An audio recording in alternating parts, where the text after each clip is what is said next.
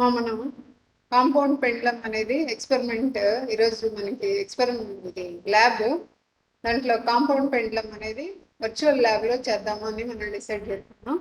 Compound పెండ్లం అనేది ఏంటి? మా compound pendulum has an extended mass like a swinging bar and is free to oscillate about a horizontal axis. A special reversible compoundable pendulum called Carter's pendulum is designed to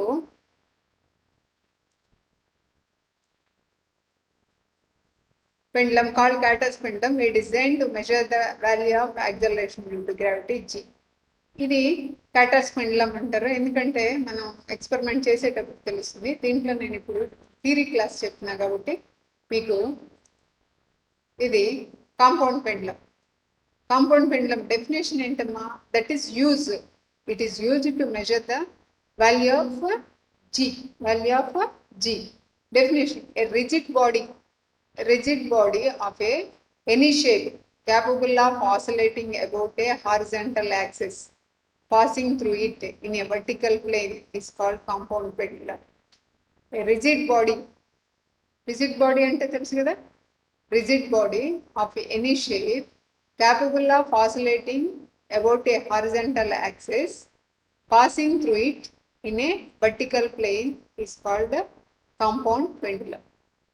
Center of suspension కి వస్తే మనం ఎక్కడ suspend చేయాలి అని, the point through which the vertical plane passing through the center of gravity of the pendulum meets the axis of rotation. Center of suspension అనేది ఏంటంటే the point through which the vertical plane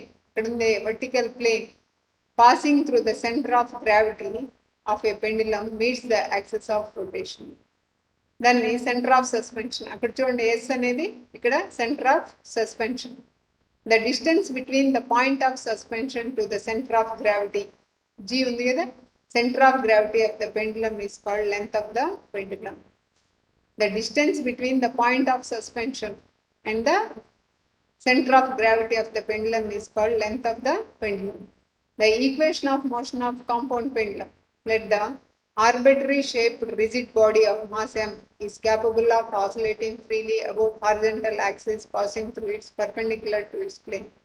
ఇది మనం pendulum డెఫినేషన్లోనే ఉంది కాబట్టి డెఫినేషన్లోనే. దీంట్లో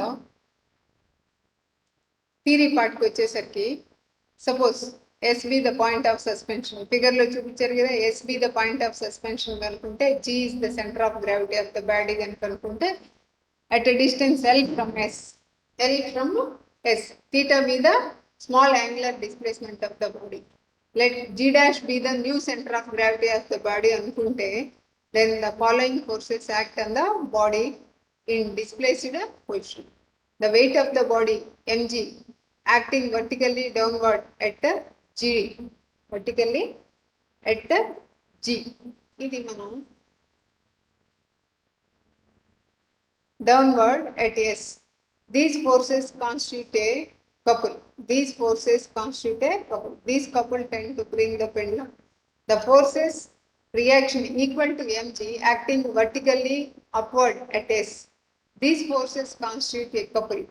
This couple means force into perpendicular distance. That is mg into L sin theta. Figure లో కనుక చూస్తే మనం ఫిగర్లో ఏముంటుంది? ఫిగరు mg ఇది L sin theta. mg perpendicular distance, couple అంటే. That is equal to couple is equal to r, torque is equal to moment of restoring couple, torque is equal to force into perpendicular distance. That is minus mg into L sin theta. Negative sign ఎందుకు act చేస్తున్నామా? Torque directed opposite to the increasing direction of displacement. అందుకనే దీంట్లో మనం చేస్తున్నాం. If d square theta by dt square is the angular acceleration, I is the moment of inertia of the pendulum about the axis passing through the point of suspension కనుక అనుకుంటే, దాంట్లో ఏమవుతుంది? దాంట్లో tau is equal to I into I omega, tau is equal to IA ఉంది కదమ్మా మనకి, I alpha is the angular acceleration. Now ఇప్పుడు ఏమవుతుందమ్మా, ఈ రెండు ఈక్వేషన్స్ ఇందాక వచ్చింది, F is equal to torque is equal to mg l sin theta. ఇదేమో i d square theta by dt square. ఈ రెండింటిని ఈక్వేట్ చేస్తే మనకి ఏమొచ్చిందమ్మా, మనకి ఏమొచ్చింది, i into d square theta by dt square is equal to minus mg l sin theta. దాంట్లో i నటు తీసుకెళ్దాం, d square theta by dt square, d square theta by dt square, d square theta by dt square, d square theta by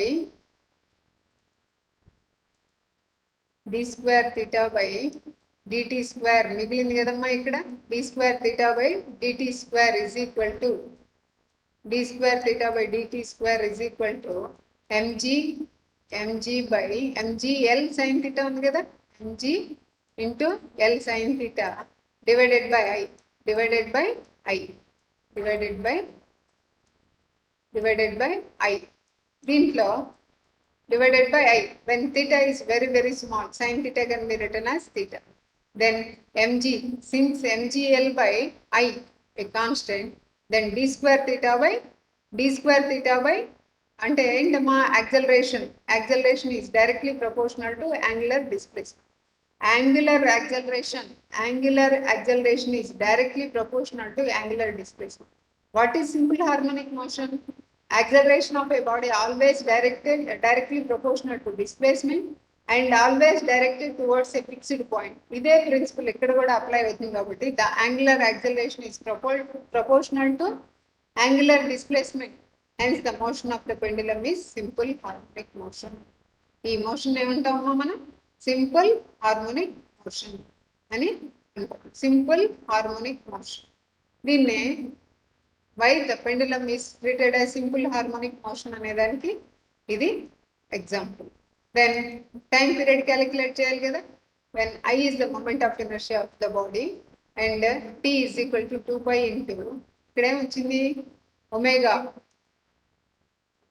d square theta by dt square, that is angular velocity omega. దీన్ని integrate చేద్దాం, integrate చేస్తే ఏమవుతుంది, d theta by dt, that is omega d theta by dt is called as omega. ఇంకా integrate చేస్తే mgl sin theta, ఇక్కడ ఏమవుతుంది, mgl sin theta, that is t is equal to 2 pi into i by with respect to theta మనం integrate చేస్తే మనకి ఏమొస్తుందమ్మా, omega వస్తుంది. Omega is equal to 2 pi f or f is equal to 1 by t. దాన్ని calculate చేసుకుంటే capital T time period is equal to 2 pi into square root of i by mg into l. Then i ఏంటమ్మా, ఇక్కడ moment of inertia ఏంటి, ఇక్కడ bar కదా, అది bar కాబట్టి ఏంటి, ig is the moment of inertia of the body about an axis parallel with the axis of oscillation and passing through the center of gravity. And ig is equal to mk square. K అనేది ఏంటమ్మా, radius of gyration about the axis passing through G. ఇది మనం calculate చేసుకుంటే దీంట్లో t is equal to 2 pi into దాని బదులు రాద్దాం, i బదులు ఏం రాద్దామమ్మా, mk square minus mi square, that is by mgl. అన్నీ క్యాన్సిల్ చేసుకుంటా పోతే మనకి ఏమొచ్చిందమ్మా, 2 pi into k square by l minus plus l, that is equal to 2 pi into the period of the simple pendulum length l is given by k square by దేంతో divide చేసాం,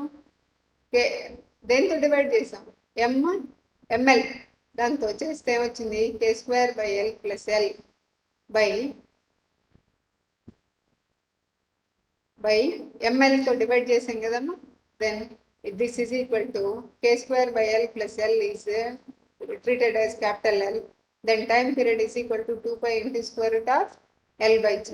Capital L is equal to small l plus k square by l.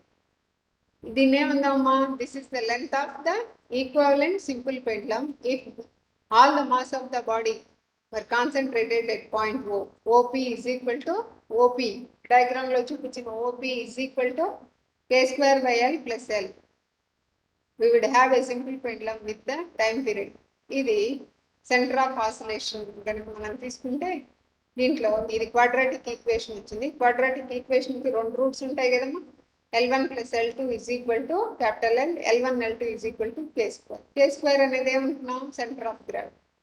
దీంట్లో G is equal to acceleration due to gravity is equal to square root of 4 pi square into L by T square, where K center radius of gyration ఉంది కదా, that is equal to L1 into L2. ఈ practical గా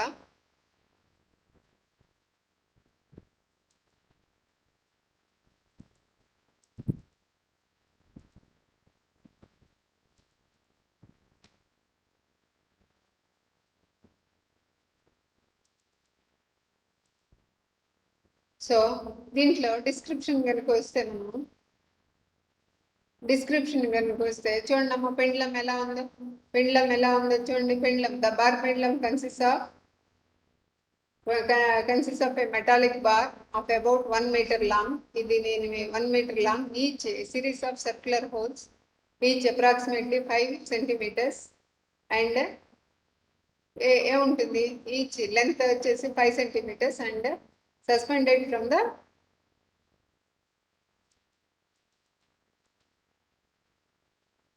దీంట్లో horizontal knife ఎడ్జ్ని ఎలా ఉంచాము చూసాం కదా. దానికి మనం రివర్స్ చేసి దీన్ని క్యాటర్స్ పెండులం అంటారని కూడా నేర్చుకున్నాం కదా. క్యాటర్స్ పెండులం, దానికి గ్రాఫ్ గీస్తే మనం దేనికేమో మనం distance the whole from the 1 end in 1 centimeter. దీంట్లో మనం దీన్ని గ్రాఫ్ గీస్తే ఏమొచ్చింది గ్రాఫ్, దీనికి time period versus time period in seconds. Time period అంటే టైం ఫర్ 1 oscillation. టైం పీరియడ్కి డిస్టెన్స్కి గ్రాఫ్ గీస్తే మనకి గ్రాఫ్ ఇలా వచ్చింది. దీనికి పేర్లు ఏం పెట్టాము చూడండి. దీని నుంచి ఒక హారిజంటల్ లైన్ గీసాం. ఏంటి, ఏబిసిడిఈ పాయింట్ పెట్టాం. దీంట్లో L ఏమవుతుందమ్మా, L is equal to AD plus BE by 2. L is equal to AD plus BD.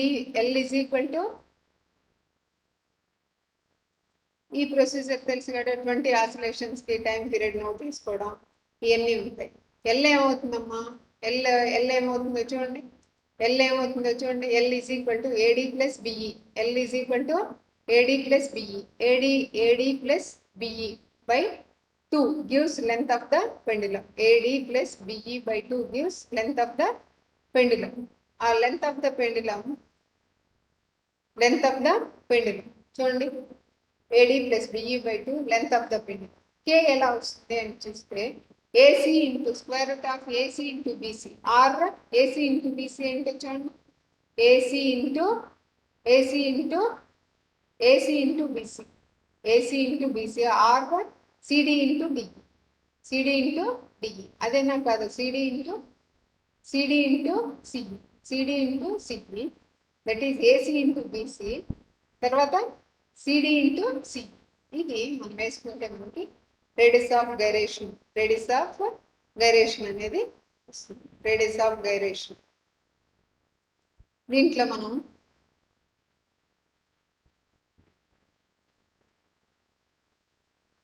Tabular forms తీసుకోవాలి ఏంటి అనేది చూసి. ఏంటమ్మా, distance from the whole from the 1 end, number of the serial number of the whole. First 1 వేసుకుంటాం, 1 2 3, తర్వాత ఇలా వేసుకుంటూ వస్తాం. తర్వాత ఏం చేస్తామమ్మా, రివర్స్ చేసుకుంటాం other side of the G. దీంట్లో ఇలా రివర్స్ వేసుకుంటూ వస్తాం. ముందే వేసుకుంటూ వస్తాం, 1 2 3 కాకుండా 3 2 1 అలా వేసుకుంటూ వస్తే మనకి సరిపోతుంది. Distance D from the whole 5 centimeters, 10 centimeters, 20, 15, 20 అలా. Time for 20 oscillations. తర్వాత టైం పీరియడ్ T/20 వేసుకొని రీడింగ్స్ చూసుకుంటాం. తర్వాత రెండో టేబుల్కి వచ్చేసరికి the value of G and K from T versus D graph. అది మనం చూసాం కదా, T వర్సెస్ D గ్రాఫ్లో ABCD లైన్ తీసుకున్నాం కదా. దాంట్లో L ఏంటి, AD plus BE by 2. Time ఆ కరస్పాండింగ్ ఆ లైన్ ఎక్కడ టచ్ చేసిందో అది corresponding time period. G is equal to 4 pi square L by T square calculate చేస్తాం. ఇలా 2-3 వాల్యూస్ క్యాలిక్యులేట్ చేసి యావరేజ్ క్యాలిక్యులేట్ చేస్తాం. K radius of gyration AC plus BC or CD plus CE mean K. ఇది మనం experiment చేసే processor. దీంట్లో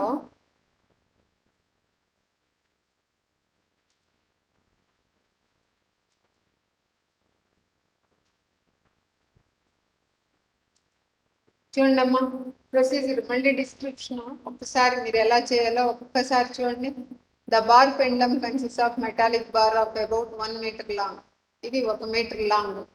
ఏ series of circular holes each of approximately 5 centimetres in hole diameter వచ్చి 5 millimeters. Distance between each hole is 5 centimeters. దీనిలో the bar is suspended from the horizontal knife. చూడండి అమ్మా, ఇక్కడ ఇది ఉంది కదా, దీన్ని horizontal knife passing through any of the hole. The knife edge in turn is fixed to A platform provided with the screw. దీనికి ఒక screw బిగించుకొని by adjusting the reed screw, the platform can be made horizontal. ఇది horizontal గా ఉండేటట్టు మనం place చేసుకుంటాం. Horizontal గా ఉండేటట్టు place చేసుకుంటాం. ప్రొసీజర్ చూడండి.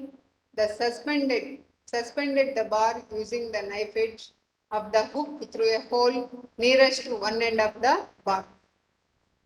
With the bar at rest, focus the telescope. మనం డైరెక్ట్ గా టెలిస్కోప్ లేకపోతే డైరెక్ట్ గా మనం విత్ నేకెడ్ ఐ తో కూడా మనం మెజర్ చేయొచ్చమ్మా. ఆర్ టెలిస్కోప్ తో అయితే accurate measurements. Allow the bar to oscillate in a vertical plane with small amplitude with 4 degrees arc. Note the time for 20 oscillations by precision stopwatch by observing the transit of the vertical line to which the telescope is observing. Make this observation 3 times and find the mean time period 20 oscillations. Determine the time period. Time period and time for one complete oscillations. Measure the distance of the axis of the suspension, that is the hole from one of the edges, the bar any meter scale. Measure the distance d of the axis of suspension, the hole from one edge. ఒక edge నుంచి మనం bar ఎంత whole ఎంత దూరంలో ఉంది అనేది మనం measure చేసుకోవాలి. Repeat the operation 1 to 4 in the lowest hole till CG. మనం CG వచ్చిందాక ఇది ఉంది కదా, CG centre of gravity. First whole పెడతాం, 2 3 4 5 దగ్గర సెంటర్ ఆఫ్ గ్రావిటీ. అందుకని ఏం చేస్తాం, మళ్ళీ రివర్స్ చేసి 1 2 3 4 సెంటర్ ఆఫ్ గ్రావిటీ ఇక్కడ ఉంది. సో దీనిలో సెంటర్ ఆఫ్ గ్రావిటీ దగ్గర టైం పీరియడ్ ఎంతమ్మా? సెంటర్ ఆఫ్ గ్రావిటీ దగ్గర ఇన్ఫినిటీ ఉంటుంది. సెంటర్ ఆఫ్ గ్రావిటీ దగ్గర టైం పీరియడ్ ఇన్ఫినిటీ ఉంటుంది. ఇది థియరీ. ఏముంది ఇక్కడ? ఇది సింపుల్ హార్మోనిక్ మోషన్ అని ఎలా చెప్తున్నాం అమ్మా? Restoring couple that is I omega is equal to force mg into L sin theta, perpendicular distance. రెండింటికి ఈక్వేట్ చేసి ఏం చేస్తున్నాం? d square theta omega, that is alpha, angular acceleration is directly proportional to angular displacement. That means the pendulum is undergoing simple harmonic motion అని declare చేసి మనం experiment start చేస్తాం. ఇప్పుడు ఈ క్లాస్లో మీరు ఇప్పుడు ఒక్కసారి లీవ్ అయ్యి మళ్ళీ జాయిన్ అవుతారు. కానీ ఈసారి ఎక్స్పెరిమెంట్ డెమాన్స్ట్రేషన్, అదే వర్చువల్ ల్యాబ్లో మనం ఎక్స్పెరిమెంట్ పెర్ఫామ్ చేయాలి. దాన్ని మనం చూద్దాం. వర్చువల్ ల్యాబ్లో మనం ఏ విధంగా పెర్ఫామ్ చేయాలి అనేది చూద్దాం.